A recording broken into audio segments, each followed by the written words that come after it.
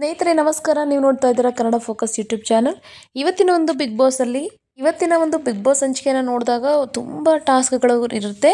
ಅದರಲ್ಲೂ ಕೂಡ ಯಾವ ಟೀಮ್ ವಿನ್ ಆಗುತ್ತೋ ಆ ಟೀಮ್ 200 ಪಾಯಿಂಟ್ನ ಪಡೆಯುತ್ತೆ ಅಂತ ಒಂದು ಟಾಸ್ಕ್ ಅಂತಕ್ಕಂಥದ್ದು ಪ್ರಾರಂಭ ಆಗುತ್ತೆ. ಸ್ಟಾರ್ಟಿಂಗಲ್ಲೇ ಸಂಗೀತ ಮತ್ತು ಶ್ರುತಿ ಟೀಮ್ ಅವರು ಇಲ್ಲಿ ಫೇಲ್ ಆಗ್ತಾರೆ. ಅದಾದ ನಂತರ ಇಲ್ಲಿ ವಿನಯ್ ಟೀಮ್ ಮತ್ತು ಚಂದನ್ ಟೀಮ್ ಅವ್ರಿಗೂ ಕೂಡ ಇಲ್ಲಿ ಫೈಟಿಂಗ್ ಸ್ಟಾರ್ಟ್ ಆಗುತ್ತೆ. ಅದರಲ್ಲಿ ವಿನಯ್ ಟೀಮಿಂದ ಬಂದುಬಿಟ್ಟು ನಿಖಿಲ್ ಅವರು ಆಡ್ತಾರೆ. ಅದೇ ರೀತಿ ಚಂದನ್ ಟೀಮಿಂದ ಸುನಿಲ್ ಶಾಸ್ತ್ರಿ ಅವರು ಆಡ್ತಾರೆ. ಬಟ್ ಇಲ್ಲಿ ನಿಖಿಲ್ಗೆ ಕಂಪೇರ್ ಮಾಡಿದ್ರೆ ಸುನಿಲ್ ಶಾಸ್ತ್ರಿ ಅವರು ತುಂಬ ವೀಕ್ ಇದ್ದಾರೆ ಅಂತ ಹೇಳ್ಬೋದು. ಯಾಕೆಂದರೆ ಅವರು ತುಂಬ ಈಸಿಯಾಗಿ ಗೇಮ್ನ ಬಿಟ್ಕೊಡ್ತಾರೆ. ಅದಕ್ಕೋಸ್ಕರ ಇಲ್ಲಿ ವಿನಯ್ ಗೌಡ ಅವರ ಟೀಮು 200 ಪಾಯಿಂಟನ್ನು ಪಡೆಯೋರ ಮೂಲಕ ಲೀಡರ್ ಬೋರ್ಡಲ್ಲಿ ಒಂದು ಹೈಯೆಸ್ಟ್ ಮಾರ್ಕ್ಸನ್ನು ತೆಗೆದುಕೊಳ್ಳುವಲ್ಲಿ ಯಶಸ್ವಿಯಾಗುತ್ತೆ. ಅದಾದ ನಂತರ ಇಲ್ಲಿ ಒಂದು ಅಪ್ಪ ಮಗನ ಜುಗಲ್ಬಂದಿ ಅಂತಕ್ಕಂಥದ್ದು ನಡೆಯುತ್ತೆ. ಅದರಲ್ಲಿ ನಿಖಿಲ್ ಅವರ ತಂದೆಯಾಗಿರ್ತಕ್ಕಂಥ ರಾಜೀವ್ ಗಾಂಧಿ ಅವರು ಇವರಿಬ್ಬರಲ್ಲೂ ಕೂಡ ಒಂದು ಜುಗಲ್ಬಂದಿಯನ್ನು ನೋಡಲಿಕ್ಕೆ ಎಲ್ಲರೂ ಕೂಡ ಬಯಸ್ತಾರೆ. ಬಟ್ ಇಲ್ಲಿ ಗೇಮ್ನಲ್ಲಿ ಅಂತ ಬಂದರೆ ರಾಜೀವ್ ಗಾಂಧಿ ಅವರು ಬಿಟ್ಕೊಡೋದಿಲ್ಲ. ಕೊನೆವರೆಗೂ ಕೂಡ ಅವರು ನಿಖಿಲನ್ನು ಗೆಲ್ಲೋದಕ್ಕೆ ಬಿಡೋದೇ ಇಲ್ಲ. ಇದೇ ಒಂದು ಇವತ್ತಿನ ಗೇಮ್ನ ಒಂದು ಅತಿ ದೊಡ್ಡ ಟ್ವಿಸ್ಟ್ ಅಂತ ಹೇಳ್ಬೋದು. ಅದಕ್ಕೋಸ್ಕರ ನಿರಂಜನ್ ಅವರು ಹೇಳ್ತಾರೆ, ನೆಕ್ಸ್ಟ್ ಸರ್ ಏನಾದರೂ ಫಿಸಿಕಲ್ ಟಾಸ್ಕ್ ಬಂದರೆ ಖಂಡಿತ ನಿಮ್ಮನ್ನು ನೀವು ಪ್ರೂವ್ ಮಾಡ್ಕೋಬೋದು. ಯಾಕೆಂದರೆ ನಿಖಿಲ್ ಅಂತ ವ್ಯಕ್ತಿನೇ ನೀವಿಲ್ಲಿ ಸೋಲಿಸುವಲ್ಲಿ ಯಶಸ್ವಿಯಾಗಿದ್ದೀರಾ.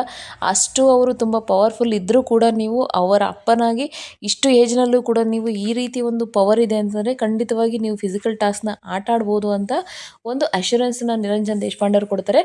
ಎಲ್ಲರೂ ಕೂಡ ಒಂದು ಶಾಕ್ ಆಗ್ತಾರೆ. ಯಾಕಂತಂದರೆ ಅವ್ರು ಇರ್ತಕ್ಕಂಥ ಏಜಿಗೆ ನಿಖಿಲ್ ಅಂತ ಇರ್ತಕ್ಕಂಥ ಒಳ್ಳೆ ಯಂಗ್ ಎನರ್ಜಿಟಿಕ್ ಇರ್ತಕ್ಕಂಥ ಬಾಯ್ನ ಅವರು ಅಷ್ಟು ಬೇಗ ಬಿಟ್ಕೊಡೋದಿಲ್ಲ, ಅಷ್ಟು ಬೇಗ ಸೋಲೋದಿಲ್ಲ. ಅವರು ಕರೆಕ್ಟಾಗಿರ್ತಕ್ಕಂಥ ಒಂದು ಪೈಪೋಟಿನೇ ಕೊಡ್ತಾರೆ. ಶ್ರುತಿಯವರು ಕೂಡ ಈ ಒಂದು ಮಾತನ್ನು ಒಪ್ಕೊತಾರೆ ಖಂಡಿತವಾಗಿ. ಯಾಕೆಂದರೆ ಒಂದು ಫಿಸಿಕಲ್ ಟಾಸ್ಕ್ ಅಂತ ಬಂದರೆ ರಾಜೀವ್ ಗಾಂಧಿ ಅವರು ಕೂಡ ಇಲ್ಲಿ ಪಾರ್ಟಿಸಿಪೇಟ್ ಮಾಡ್ಬೋದು ಅಂತ ಎಲ್ಲರೂ ಕೂಡ ಇಲ್ಲಿ ಪ್ರೂವ್ ಆಗುತ್ತೆ.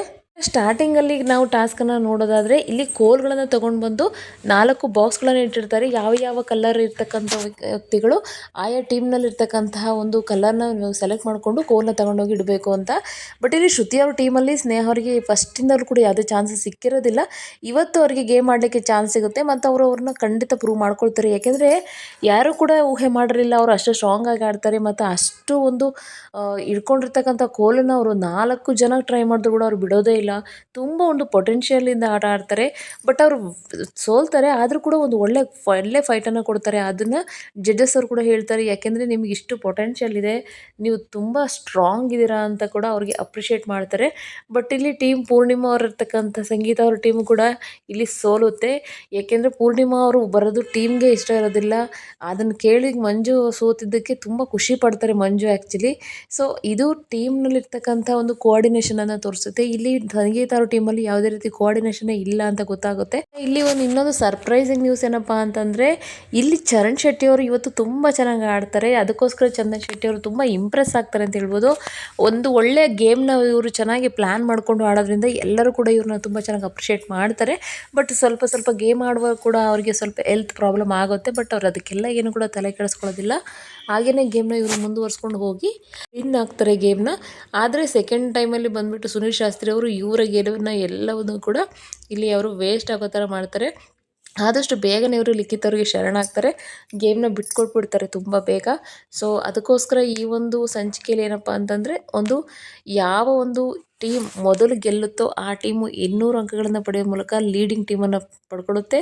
ಬಟ್ ಯಾವ ಟೀಮ್ ಲಾಸ್ಟಲ್ಲಿ ವಿನ್ ಆಗುತ್ತೋ ಆ ಟೀಮ್ಗೆ ಏನೂ ಕೂಡ ಕ್ವಾಲಿಫಿಕೇಷನ್ ಕೂಡ ಇರೋದಿಲ್ಲ. ಆ ರೀತಿಯಾಗಿ ಇವತ್ತಿನ ಒಂದು ಬಿಗ್ ಬಾಸ್ನ ಅಗ್ನಿ ಪರೀಕ್ಷೆ ಅಂತಕ್ಕಂಥದ್ದಿರುತ್ತೆ. ಸೊ ಮುಂದೆ ನೋಡೋಣ ಇನ್ನು ಯಾವ ರೀತಿಯ ಪರೀಕ್ಷೆಗಳು ಬರುತ್ತೆ ಅಂತ. ಸೊ ಬಿಗ್ ಬಾಸ್ನ ಎಲ್ಲ ಅಪ್ಡೇಟ್ಗೋಸ್ಕರ ನಮ್ಮ ಚಾನಲ್ನ ಸಬ್ಸ್ಕ್ರೈಬ್ ಮಾಡಿ ನಮಗೆ ಸಪೋರ್ಟ್ ಮಾಡಿ ಅಂತ ಕೇಳ್ತಾ ಈ ವಿಡಿಯೋನ ಇಲ್ಲಿಗೆ ಎಂಡ್ ಮಾಡ್ತಾ ಇದ್ದೀನಿ. Thank you for watching.